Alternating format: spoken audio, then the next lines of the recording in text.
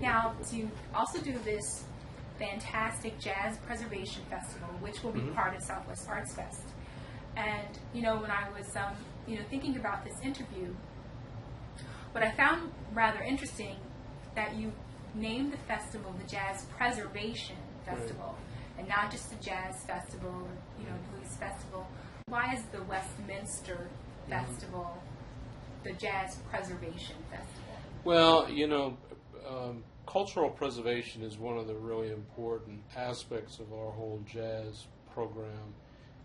We have a really strong focus on classical, straight-ahead jazz.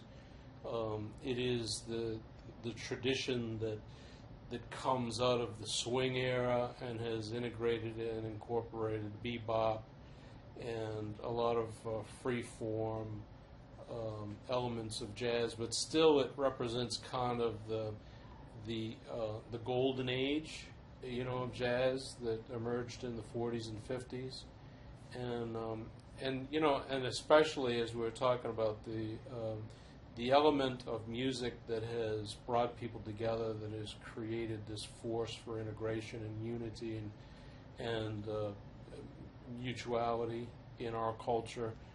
Jazz was always very important in that, especially during those periods of time. During the civil rights struggles of the 50s and 60s, jazz really became an important backdrop to all of that. So, electronic music has changed the world a tremendous amount, and so there are lots of forms of sound that pass for music today that's not necessarily embedded in anything. It's not embedded in a tradition or in any kind of aesthetic platform. And jazz is a very difficult thing to master. Classical music tends to be so highly structured that the representation of it has to be kind of exact. Jazz requires a tremendous amount of musicianship and artistic excellence, but it also involves the element of people kind of moving beyond the script, in a sense, to capture their own voice and make connections with others.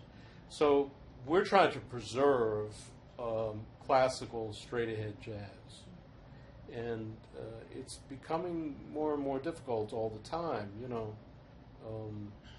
Like I said, electronic music, electronic technology applied to sound and music has distorted traditions. And with arts having been taken out of the schools, we're no longer expected to learn music. Certainly not expected to learn musical traditions or appreciation. Right, even that. And so we don't even listen to it in an organized way or in a structured or guided way. And so this is kind of this has become sort of our task. In the 15 years that we've been doing the jazz program, the Jazz Night program on Fridays, we've realized more and more as we've gone down the path what the challenge is in terms of presenting and preserving the music. We've done a number of oral history projects with different musicians, video-based documentary sort of things. And that's very important to capture some of the narrative and the story. I think the real power of jazz is in the narrative. It's when you listen to the music but you understand the story behind it. That's when it really comes to life. So we're working on some of those things and are trying to integrate some of that stuff all together. So the Jazz Preservation Festival is something that we started 12 years ago.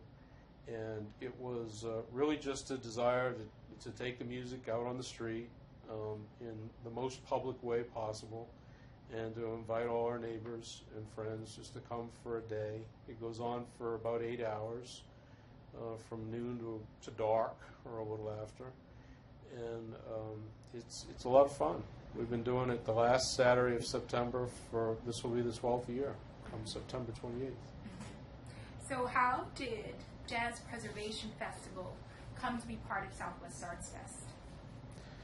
I think that the Southwest Arts Fest organizers recognize that the Jazz Preservation Festival already had attracted a number of folks to the community, and that it would make some sense to build on that.